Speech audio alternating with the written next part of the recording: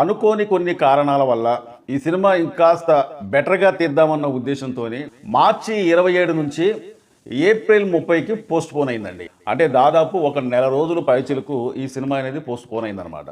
అయితే అప్పటికే రామ్ చరణ్ గారి అభిమానులు చాలా నిరుత్సాహపడారన్నమాట. ఎందుకంటే మొదటి నుంచి మార్చి 27వ తారీఖు రామ్ చరణ్ గారి బర్త్డే సందర్భంగా ఈ సినిమా రిలీజ్ అయిందని చెప్పి కోటి ఆశలతోని ఎదురుచూపులు ఈ సినిమా ఎప్పుడైతే పోస్ట్ పోన్ అయిందన్న సంగతి తెలిసిందో వాళ్ళు చాలా నిరుత్సాహపడ్డారు అన్నమాట.